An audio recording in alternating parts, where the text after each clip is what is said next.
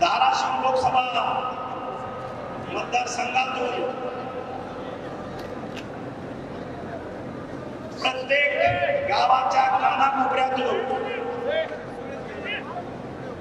ज्याला कडवट शिवसैनिक म्हणून असल्या उन्हातानात आज आपल्याला एका निर्णयाकडे येण्यासाठी सगळी कामं बाजूला ठेवून पेशंट हॉस्पिटलमध्ये तसाच सोडून या ठिकाणी उपस्थित आहे।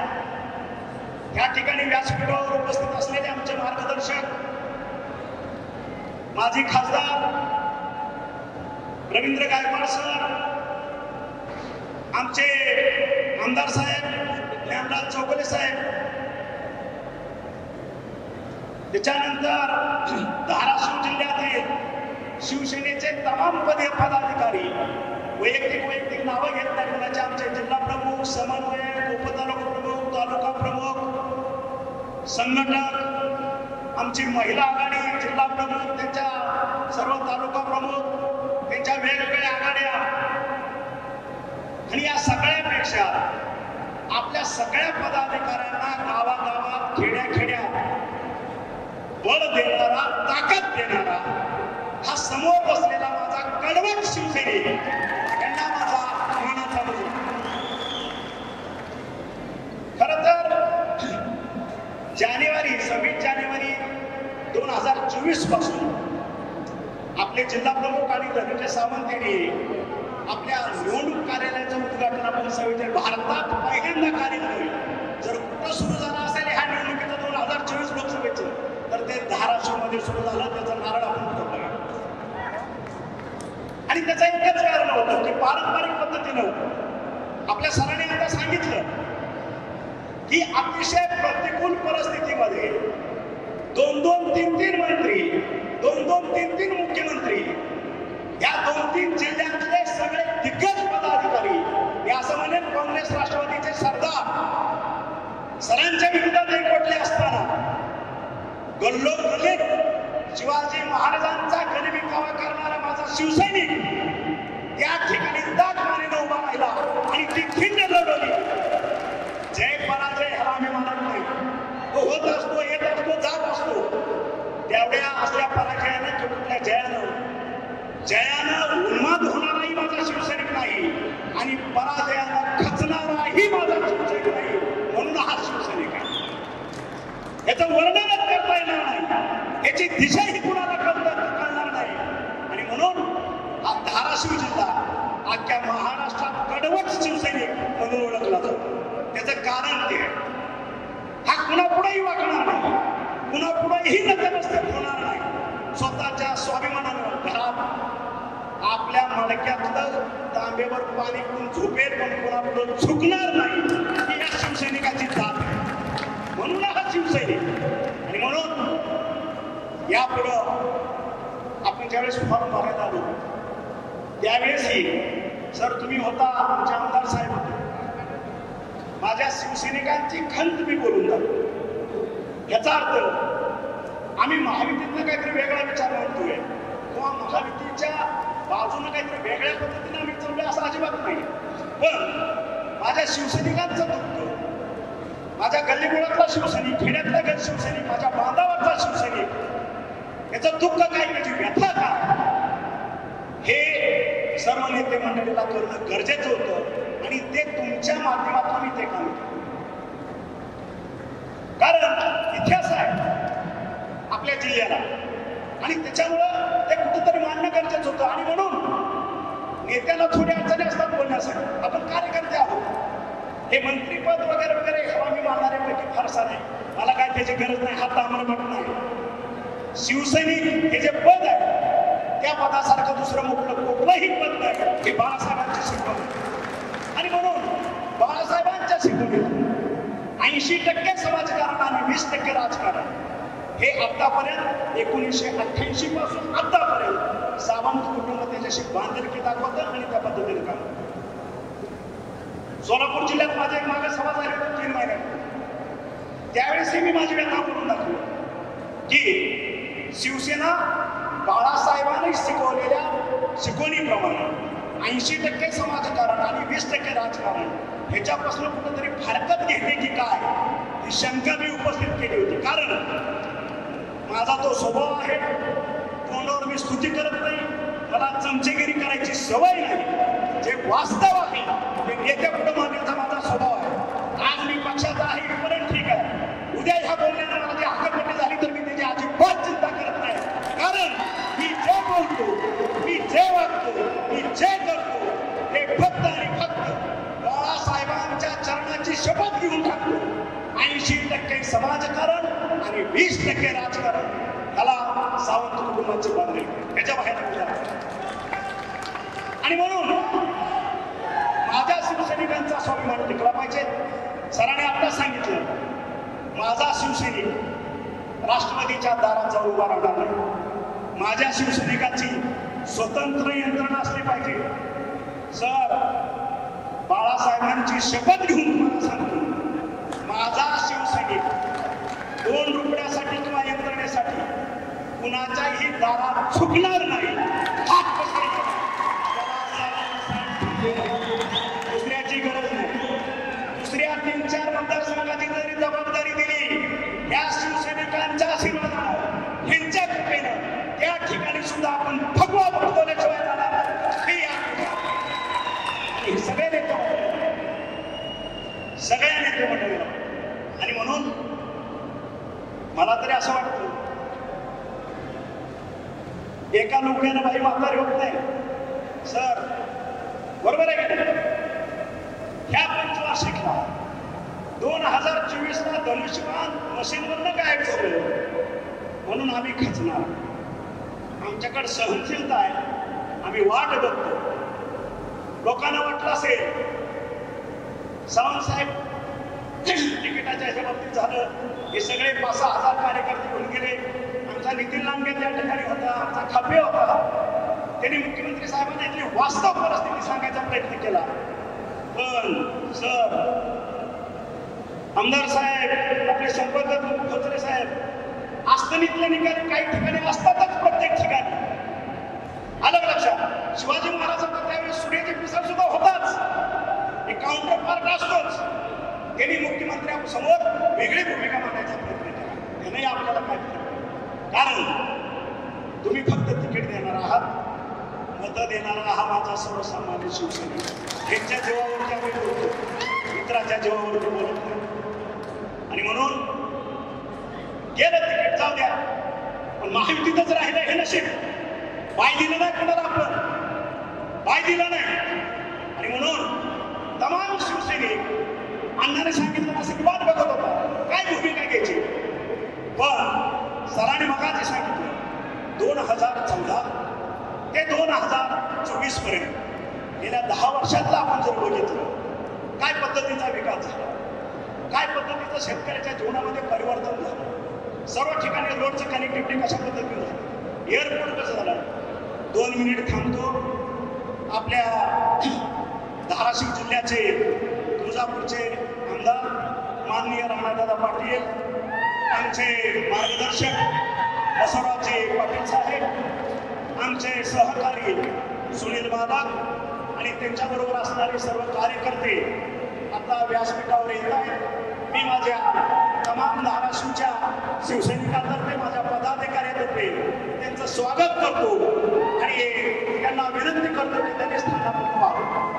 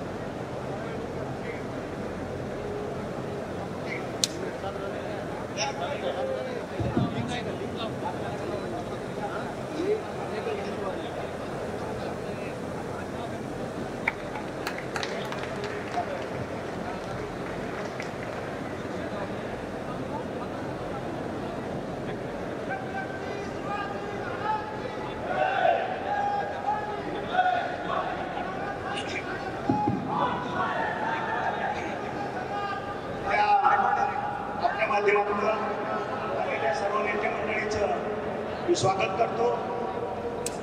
जसं कीर्तन सांगताना ओवीचा आपण एक निरूपण करतो, असं थोडं ब्रेक होतं, पण माझं ब्रेक होणार नाही, कारण मी संप्रदाय म्हणतात परत त्या ओवीला जोडून माझी चिकाटी मी चालूच ठेवणार.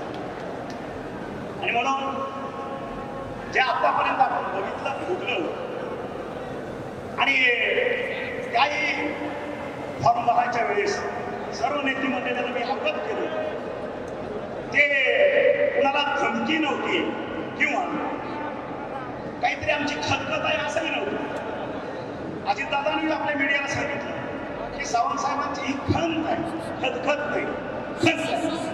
आणि आमची खंत नेते मंडळी समोर आम्ही बोललंच पाहिजे, पण जोपर्यंत बोलत नाही तोपर्यंत नेते मंडळीला समजणार कसं की नेमकं शिवसेनेचं या ठिकाणचं दुखणं काय, आणि आम्ही तो दाखवण्याचा बेमाफक प्रयत्न केला. आणि त्यानंतर मी आपले आमदार राणासाहेब, राष्ट्रवादीचे नेते उपमुख्यमंत्री अजितदादा यांनाही त्याच दिवशी स्टेजवरतीच कल्पना करते की माझा शिवसैनिक हा कडवट आहे, त्याच्या भावना दुखवलेल्या गेल्या आहेत. जोपर्यंत तुमच्या वरिष्ठ तीन नेते दादा आणि मी आपली बैठक होत नाही तोपर्यंत माझा शिवसैनिक प्रचारात उतरणार नाही, हे स्पष्ट. आणि मग मागच्या रविवारी तुम्हाला वाटलं असेल की सर फॉर्म मधले निघून गेले. आता हे वैयक्तिक कारण आहे, तुम्ही माझ्या कुटुंबातले आहात, तुम्ही माझा श्वास आहात, तुमच्याशी शेअर करायला काय हरकत नाही. ज्या दिवशी मी शनिवारी या फॉर्म भरायला शुक्रवारी आलो त्या दिवशी मला त्रास होत होता किडनीचा. मी थांबलो. मल्हार दादांचे पुत्र माझ्याकडे आले, त्यांना सांगितले की उद्या माझं ऑपरेशन आहे. आज मी फॉर्म भरायचा म्हणून आलोय, पण उद्या मला ऍडमिट होऊन मला ऑपरेशन करावं लागेल. मी तात्काळ गेलो. दुसऱ्या दिवशी जहांगीरला ऍडमिट होऊन माझं छोटंसं ऑपरेशन मी त्या ठिकाणी केलं. पुन्हा वरिष्ठ नेत्यांचे फोन आले की आपल्याला रविवारी भेटावं लागेल, निर्णय घ्यावा लागेल. आणि तशाही परिस्थितीमध्ये संध्याकाळी 8 वाजता मी आपल्या पुण्यावरून नागपूरला निघालो. दादाला जॉईन केलं संभाजीनगरला. तिथून आम्ही नागपूरला 11 वाजता पोहोचलो. अजितदादा, मी आणि आपले राणा पाटील साहेब यांची त्या ठिकाणी तास मिटिंग झाली. त्यानंतर उपमुख्यमंत्री देवेंद्रजी फडणवीस साहेब हे वर्ध्याला होते. आम्ही रात्री 2-2:30 वाजता वर्ध्याला पोहोचलो. त्या ठिकाणी 3:30-4 पर्यंत राणादादा, मी आणि उपमुख्यमंत्री साहेब देवेंद्र फडणवीस यांची मिटिंग झाली. आणि त्या मिटिंगमध्ये माझी जी व्यथा आहे, माझ्या शिवसैनिकांचं जे दुखणं आहे ते दादांना माहीत आहे. मी त्या ठिकाणी परखड मांडलेलं आहे. एवढंच मी आज तुम्हाला शिकतो, एवढंच सांगतो. कारण माझ्या शिवसैनिकांचं जे दुखणं आहे, मला पहिलं त्या तिकिटाच्या वेळेस तोही किस्सा तुम्हाला सांगणं गरजेचं आहे की दादाने ऑफर केलं की धनंजयला आपण राष्ट्रवादीचं तिकीट देऊ, तुम्ही त्यांना पटकन घेऊन आपण लगेच त्याच्यात प्रवेश करू. आणि ते म्हणलं दादा, मी जर विधान परिषदेवर कुठून तरी आलो असतो किंवा मला डेप्युट केलं असतं त्यावेळेस मी माझा एकट्याचा निर्णय मी स्वतः घेतला असता. ठीक आहे, घेतला, चला निघालो. पण आज अख्खा धाराशिव जिल्ह्यातले 20 लाख माझा शिवसैनिक माझ्यावर मुलाप्रमाणे प्रेम करतो. मी एकटा ह्या निर्णयाला घेऊ शकत नाही. माझ्या शिवसैनिकांना विचारल्याशिवाय मी तो निर्णय घेऊ शकत नाही. मला तुम्ही 4 दिवस वेळ द्या. मी माझ्या सगळ्या जिल्हा प्रमुख, माझ्या पदाधिकारी, माझे शिवसैनिक यांना मी विचारतो, त्यांचा निर्णय हा अंतिम निर्णय असेल, हे स्पष्ट सांगितलं. आणि ते सांगितल्यानंतर दादा म्हणले माझ्याकडे वेळ नाही, मला हे. मी म्हणलं दादा, तुम्हाला घाई असेल, मला आपलं तिकीट नको आहे, तुम्हाला ज्याला द्यायचं आहे त्याला देऊन टाका. कारण मी माझ्या फॅमिलीला, माझं कुटुंब, माझे शिवसैनिक यांना विचारल्याशिवाय मी एक पाऊलही पुढे टाकू शकतो. आणि ते झाल्यानंतर दादाने सांगितलं की ठीक आहे, आपण काहीतरी मार्ग काढून त्यांनी आपल्या अर्चनाताई पाटील यांना ते तिकीट घोषित केलं. आणि मीन व्हाईल आपले सगळे पदाधिकारी आज जे बसलेले आहेत यांच्या साक्षीनं सांगतो, यांनी मला स्पष्ट सांगितलं, साहेब, आपल्याला घड्याळाच्या तिकिटावरती वैयक्तिक आपल्या घरातला माणूस नको आहे. आणि त्यांचा तो आदेश, माझ्या शिवसैनिकाचा आदेश मी तो पाळला आणि दादांना विनम्रपणे सांगितलं, दादा आपण तिकीट कोणालाही द्या, त्या ठिकाणी माझी अख्खी कडवट शिवसैनिकांची टीम घेऊन आपण हा विजय साजरा करू, तिथं कुठेही अडचण येऊ नये. आणि त्याच्यानंतर दादानी अर्चनाताईंना बोलून घेतलं, त्यांचा पक्षप्रवेश झाला. त्यावेळेस आपले आमदार साहेब आपल्या पक्षाच्या वतीनं ज्ञानराज चौगले साहेब त्या ठिकाणी होते, ते झालं. आणि त्याच्यानंतर आज हा प्रवास आपला सुरू झाला. आणि ह्या मधल्या कालखंडात जोपर्यंत आपला मेळावा होतो, आपली प्रचाराची दिशा ठरत, तोपर्यंत काळूबळूनी वेगळा प्रचार सुरू केला. काय सुरू केला?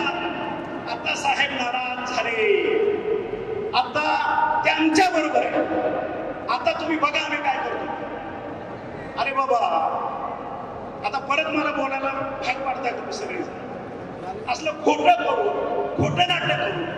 पहिलं रवी सरांचं तिकीट कट झालं की तुमच्या डोळ्यात पाणी आणल्यानं, तुमच्या हराड्यानं.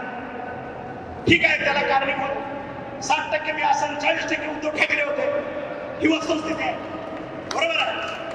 कालच्या वेळेस सुद्धा तुम्ही भाऊंना विचारा, मुख्यमंत्री साहेबांना, सेनेला तिकीट द्यायचं असेल, सावंताच्या घरात असेल, मान्य आहे, कुणालाही द्या, धनुष्यबाणाला द्या, सरांना द्या, कुणालाही द्या, साधा शिवसैनिक द्या, निवडून आणण्याची जबाबदारी तानाची सांगितली, कुणालाही झाला. तोही विषय मागा बघा.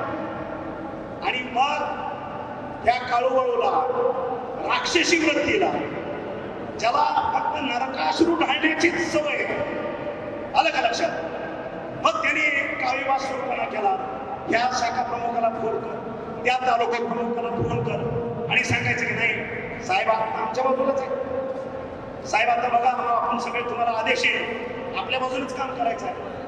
आणि म्हणून आज माझ्या तमाम शिवसैनिकांच्या माध्यमातून मी विचारू शकतो, हे माझ्यापेक्षा मार्गदर्शक सिनियर मंडळी आज व्यासपीठावर आहे.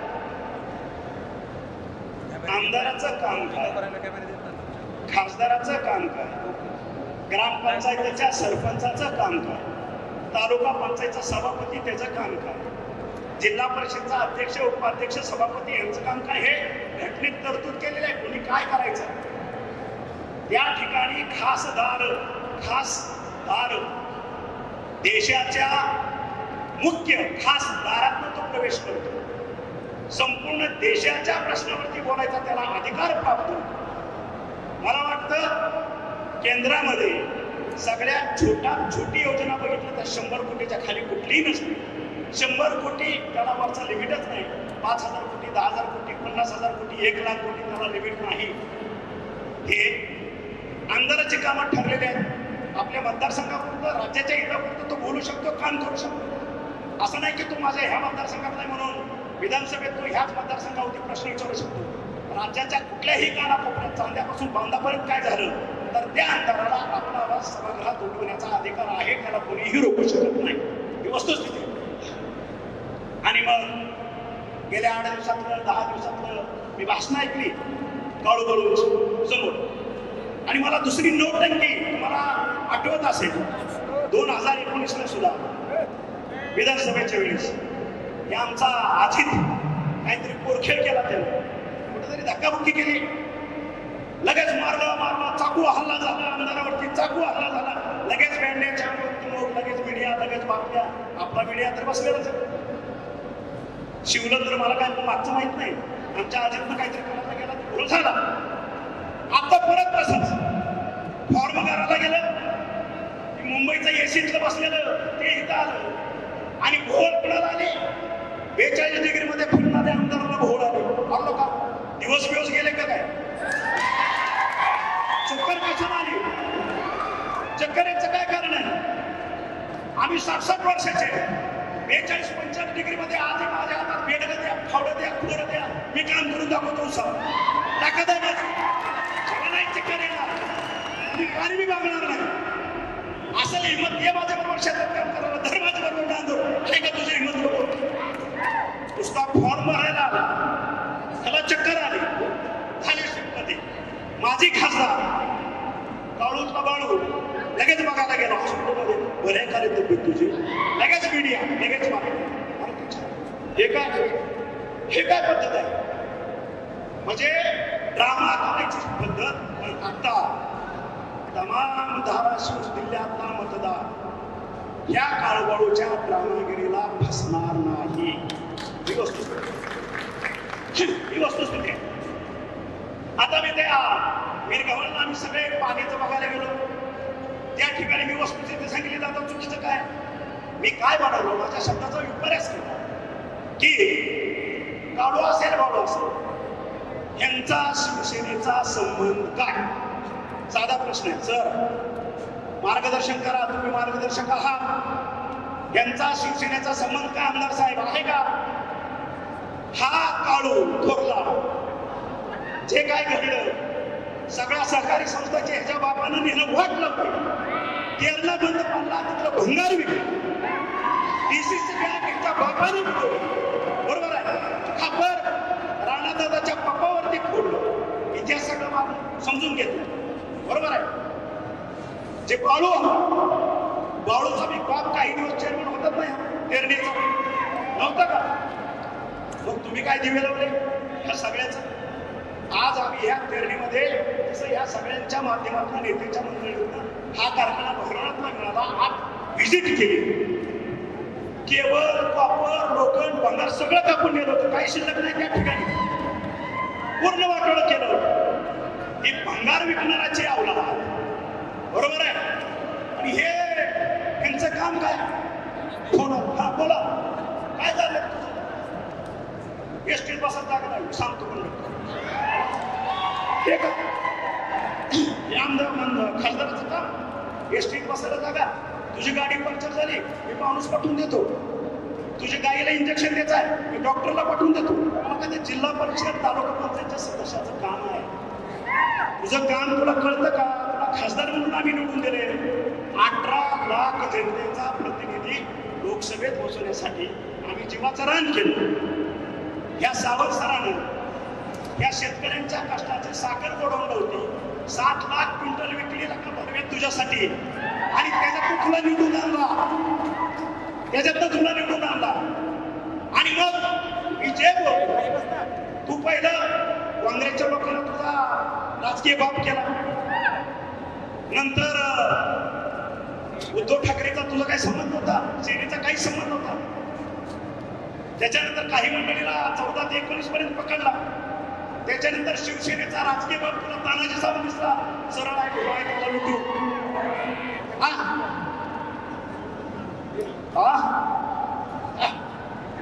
आता सरांचा मार्गदर्शकांचे ते म्हणतात शिवसेनेत त्या काळून मला असं तो म्हणतो. काळू म्हणतो. कदाचित त्याला हिस्ट्री माहित नाही. सरांना माहित नाही. आमच्या ज्ञानराजला माहित नाही. सावंत फॅमिली बाळासाहेब ठाकरेंच्या आशीर्वादाने 1988 पासून बाळकडून माझ्या घरात आहे. 1988चा शिवसैनिक आहे तानाजी सावंत. 1988 सोलापूर जिल्हा असेल पुणे जिल्ह्यातली शिवसेना ह्या तानाजी सावंत संभाजी त्या काळूला सांगा. तू कालचा परवाचा आहे. तुझ्या शिवसेनेचा काही जमत नाही. वस्तुस्थिती आहे. आलं का लक्षात? तू काय सांगतो शिवसेनेत तुम्हाला आणलं आणि सगळ्या जिल्ह्याची वाट लागल्यानंतर राजकीय बाप 2019ला मला केलं. मी भारावून गेलो. राजकीय बाप झालो कोणाचा तरी म्हणून सर झालं आणलं. आणि ज्या वेळेस चर्चा झाल्या सत्तांतर झालं पूर्वीच मवियाचं सरकार आलं. ह्या काळूबाळूने या धाराशिव जिल्ह्यामध्ये त्या नगरच्या माकडाच्या हातात हात घालून उच्छेद मांडला करप्शनचा. हे सगळ्याला माहिती आहे. प्रत्येक वेळेस त्याला मी बोलून घ्यायचो बाबा करप्शन करायचं नाही. भ्रष्टाचार कशासाठी? तुम्हाला तुमच्या खिशातला चहा सुद्धा तुम्ही इलेक्शनला पिलेला नाही. तुम्ही कशासाठी हे करताय? त्यांची वाक्य त्यांच्या शब्दात सांगतो मार्गदर्शक साहेब. सत्ता कधी येते कधी जाते कळत नाही. आता चान्स आहे. मग आम्ही पैसे खायचं नाही तर काय शेण खायचं का? हे त्यांचे वाक्य. ऐका ते त्यांच्याच वाक्यातलं अंबाबाईला स्मरून बोलतोय तानाजी सावंत. एकही शब्द खोटा कानामात्रा सुद्धा बदलत नाही. पैसे खायचे नाही तर काय शेण खायचं. अरे मला अधिकाऱ्यांना जर तुम्ही त्रास दिला, त्या अधिकारी जनतेच्याच खिशातून पैसे काढणार आहेत ना? ही कुठली पद्धत आहे? आणि अशा पद्धतीनं ज्यांनी राजकीय बाप मांडला, जनतेच्या हितासाठी आम्ही सरकार बदलतो, त्यांना वाटलं आता पुन्हा आपल्याला काहीतरी ऑपॉर्च्युनिटी मिळेल आणि म्हणून ते थांबले. आणि माझ्या माहितीप्रमाणे परवा फॉर्म भरायच्या वगैरे काहीतरी काढा. अजून पुन्हा तरी एक राजकीय बाब परवाच्या फॉर्म भरताना एक म्हणतो, त्याचंही मी फोनवर अभिनंदन केलं त्या राजकीय बाबाचं. म्हणलं हे बघ, मी 2019 ला राजकीय बाब होतो, तुला आता मानलाय, मला माहिती आहे तू काय करणार नाही. तू शाब्दिक भाषण द्यायला जाशील, अजिबात जायचं नाही, कारण हे फसवे ठेव. मला साहेब तुमच्यापेक्षा 25 वर्ष मी राजकारणात आहे. मी किती नाद्याचं पाणी पिलोय हे मला माहित आहे. की असली नाही येऊन गेले माझ्याकडे, तुम्ही फसला मी फसणार. आणि म्हणून तुम्ही बघितलं असेल महाराष्ट्राचा जाणता राजा काल परवा आपल्या धाराशिव मध्ये काहीतरी येऊन गेले आणि त्यांचा अमरावतीच्या सभेत त्यांनी स्वतःचा मोबाईल लावून एक क्लिप ऐकवली 2014ची मोदी साहेबांची. खर तर अतिशय मोठे नेते आहेत, त्यांना विनम्र अभिवादन करून मी माझं मत व्यक्त करतो. लोकशाहीच्या माध्यमातून आपलं मत व्यक्त करायचा प्रत्येकाला अधिकार आहे अधिकार. आणि त्या माध्यमातून 2014च्या अगोदर भारताचा विकास बघा आणि 2014 नंतर आज 2024 10 वर्षाचा भारताचा विकास बघा. मित्र म्हणेल हा विकास मुंबई, दिल्ली किंवा उत्तर प्रदेश, लखनौ पर्यंत मर्यादित राहिलेला नाही. आज आपल्या भागात गेलेले हायवे बघतोय, सुरत चेन्नई बघतोय, झालेला बीडचा पुढं संभाजीनगर पर्यंत झालेला हायवे बघतोय, सोलापूरच्या हायवे बघतोय, वेगवेगळ्या पद्धतीचे जनरेशन स्टेशन्स बघतोय, शेतकऱ्यांना केलेली मदत आपण बघतोय. शेतकऱ्यांच्या खात्यावरती 6,000 रुपये महिना जात आहेत, गोरगरिबांना डायरेक्ट त्याच्या खात्यामध्ये पैसे जात आहेत. आणि हे सगळं असताना ज्याला माझा मतदार शून्य आहे, मोबाईलवरती आहे, सोशल मीडियावरती आहे, आज जगामध्ये भारताची 2014च्या अगोदर पद काय होती आणि 2014 नंतर आजपर्यंत भारताचा नंबर जगामध्ये कितवा गेला हे प्रत्येकानं बघावं, कोणाच्या सांगण्यावरनं बघू नये, या मताचं. आणि म्हणून जाणता राजाने जे क्लिप दाखवली, महागाई आम्ही कमी करू, महागाई कमी करू, आणि मोदीने कुठं महागाई कमी केली, महागाई वाढली. सर्वसामान्य जनताला काही पोरं सोडली, पण ज्या काय माझ्या माता भगिनी आणि जे काय शेतात काम करणारे माझे शेतकरी म्हणतोय त्यांना माहित नसतं. आज श्रीलंकेमध्ये पेट्रोलचा दर काय, भाजीचा दर काय, पाण्याच्या बाटलीचा दर काय हे माहित करून घ्या म्हणा आमच्या जाणता राजाला. आज आमच्या शेजारी पाकिस्तान आहे, या ठिकाणी ह्या सर्व जीवनावश्यक वस्तूंचे बाजारभाव काय बघून घ्या. बांगलादेशामध्ये काय भाव आहे बघून घ्या, तिबेटमध्ये काय भाव बघून घ्या, चायनामध्ये काय भाव आहे बघून घ्या, माझ्या नेपाळमध्ये काय भाव बघून घ्या. म्हणजे ज्या वेळेस आपण ग्लोबली बोलायला जातो, ज्या गोष्टी जाणत्या राजाने सांगितल्या की हवामान इतकी झाली, इतकं झालं, ते त्यावेळेस काय बोलले होते 10 वर्षापूर्वी, हे कुठं खरं झालं, त्याने आपला शब्द फिरवला, ते शक्य झालं नाही. अहो ज्या पाकिस्तानामध्ये पेट्रोलचा भाव 400 रुपये आहे, 400 रुपये लिटर, पाण्याची बाटली आपली 1 लिटरची 200 रुपयाला मिळते, अंडा आपल्याला 150 रुपयाला त्या ठिकाणी एक अंडा मिळतं. त्या पद्धतीची महागाई माझ्या भारतात आहे. अमेरिकेतलं उदाहरण घ्या, जर्मनीमधलं उदाहरण घ्या, हे तुम्हाला कळतं सगळं. पण कुठेतरी मतांतर लोकांना बोलवण्यासाठी वेगवेगळ्या पद्धतीचा गोष्टींचा अवलंब करायचा, लोकांची मती प्रविष्ट करायची आणि वेळ मारून द्यायची. पण हा माझा सर्वसामान्य मतदार, भारत देशातला का मतदार बोलणार नाही, तुमच्या चकव्याला फसणार नाही, याची गॅरंटी आज मी शिवसेनेतर्फे आमच्या नरेंद्रभाई मोदींना देतो. कारण जनतेला माहित आहे काय काम झालं. आज कधी न भूतो न भविष्य 10 वर्षामध्ये भारताची अर्थव्यवस्था पहिल्या 5 मध्ये आली विश्वामध्ये. हे कुणाचं काम आहे? हे तुमच्या काळात का झालं नाही? तुम्ही तरी 34-35 वर्ष सत्तेत होता, हे तुम्हाला जमलं नाही. ते करून दाखवलं ना. आणि आज जो उर्वरित विकास आहे तो जर पूर्ण करायचा असेल तर आपल्याला नरेंद्र भाई मोदींना परत त्या ठिकाणी तिसऱ्यांदा पंतप्रधान झालेलं पाहायचं आहे. हे माझ्या सर्वसामान्यांचं स्वप्न आहे. एवढंच मी अजून एक सुचवतो. आणि म्हणून आपकी बार 400 पार.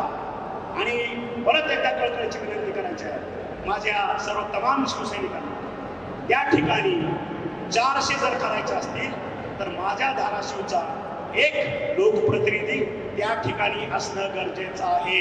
कारण सत्ता ही एनडीएचीच येणार आहे. नरेंद्र भाई मोदी हेच पंतप्रधान होणार आहे. आणि जर आपला खासदार विरोधाचा असेल तर पुन्हा हा आकांक्षित जिल्हा असाच राहणार. याच्यामध्ये मोठमोठे प्रोजेक्ट कुठलेही येणार नाही. ही वस्तुस्थिती. त्याच्यामुळं सर्वसामान्यांना कळतं सत्ता कुणाची येणार आहे. आणि मग मी माझं मतदान उभा आहे काय घालू. आणि म्हणून माननीय नरेंद्र मोदी भाई यांचं स्थान बळकट करण्यासाठी आपल्यावरती जी जबाबदारी दिली आहे धाराशिवची, तो उमेदवार आपल्या ताई सौ अर्चनाताई पाटील यांचं चिन्ह घड्याळ आहे. आणि मी माझ्या तमाम शिवसैनिकांना कळकळीची आणि नम्र विनंती करतो, नम्र आव्हान करतो, आपण जीवाचं रान करून प्रत्येक गावागावात प्रत्येक शाखे त्या ठिकाणी आपला मतदार जागृत करा. सगळं मतदान गोळा करा. आणि येणाऱ्या 7 तारखेला घड्याळाच्या चिन्हापुढचं बटन दाबून आपण या ठिकाणी आपला उमेदवार कमीत कमी 2 लाख मतांना विजयी झाला पाहिजे. हा शब्द आपण देशाचा या विश्वाचा नेता नरेंद्र भाई मोदी यांना आपण देऊ. आणि जे माझे मार्गदर्शक आमचे प्राध्यापक रवींद्र गायकवाड यांनी सांगितलं, माझ्या तमाम शिवसैनिकांना कुठलीही यंत्रणा कुठलंही काय कोणाला कोणापुढेही मान चुकावी लागणार नाही. यासाठी तानाजी सावंत सक्षम आहे. त्यांनी आपले सगळे जिल्हा प्रमुख, आमच्या महिला आघाडीच्या प्रमुख, आपले तालुका प्रमुख, आपले समन्वयक यांच्या आजपासूनच मीटिंग होते. सगळी यंत्रणा कामाला 24 तासाच्या आत लागली पाहिजे. आणि गल्लीबोळा आपला प्रचार सुरू झाला पाहिजे.